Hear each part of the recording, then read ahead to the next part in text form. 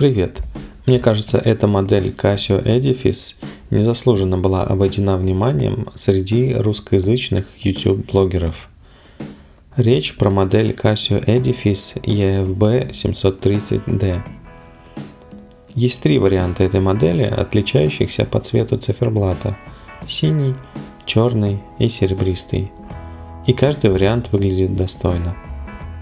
Кто-то даже улавливает сходство с Zenith, а кто-то, возможно, назовет их Tissot PRX для бедных. У меня модель с синим циферблатом. По моему мнению, выбранный именно для синей модели цвет обеспечивает наилучший контраст для основного и малых циферблатов со стрелками. Перед описанием модели сразу перейду к сути. Почему я считаю, что эта модель заслуживает внимания? Эти часы имеют очень привлекательный внешний вид. Они выглядят дороже, чем стоят на самом деле. Здесь установлено сапфировое стекло. Это кварцевые часы с усложнением по цене до 150 евро. По-моему, есть смысл присмотреться к этой модели. Размеры близки к идеальным для большинства мужчин. Диаметр 40 мм, толщина 11 мм. Высота 47 мм, вес 136 грамм. Водозащита 10 атмосфер.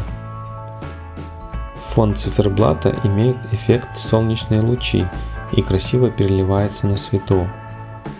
Каждый из малых циферблатов немного утоплен, имеет полированную внешнюю грань и поверхность в виде концентрических окружностей.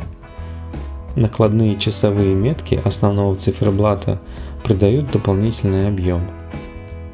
Немного смущает черный цвет фона на диске с датой. Хоть здесь это не критично, модель с черным циферблатом смотрится более органично. Размер и расположение окошка с датой на 4:30 вполне удачные. Как вы, наверное, уже заметили, это непривычный хронограф. Большая секундная стрелка – это не стрелка хронографа, а стрелка секунд. Если вам важен в первую очередь именно хронограф с большой стрелкой, эта модель не подойдет. Но если для вас хронограф – это забавное усложнение, которое редко используется, то большая секундная стрелка даже удобнее. Нижний субциферблат отвечает за отсчет секунд хронографа, а левый – за минуты хронографа. Шаг 2 минуты, продолжительность 60 минут. Субциферблат справа отображает текущее время в 24-часовом формате. Приятный внешний вид циферблата дополнен качественной обработкой корпуса и браслета. Преобладают сатинированные поверхности с небольшими полированными акцентами.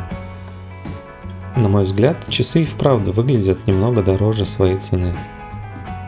В темноте время читается прекрасно. Метки и стрелки имеют хорошую яркость. Только секундная стрелка и стрелки хронографа не имеют цвета состава. Но я не могу назвать это минусом. В итоге это довольно интересные и качественно исполненные часы для своей цены. Хронограф здесь скорее приятное дополнение, нежели основное усложнение. Если вам важен хронограф с большой секундной стрелкой, то стоит обратить внимание на другие модели. Единственным незначительным минусом, пожалуй, можно назвать небольшое несоответствие в цветах диска даты и циферблата, но это не критично. А приятной вишенкой на торте я бы назвал наличие сапфира. Если хронограф не нужен или хочется немного сэкономить, есть модель попроще EFB 109D, который тоже может похвастаться наличием сапфирового стекла. Надеюсь, мой обзор оказался для вас полезным. Если вы досмотрели до этого момента, значит вам, возможно, нравится мой контент. Пожалуйста, поддержите мой канал лайком. Всем всего хорошего и до свидания.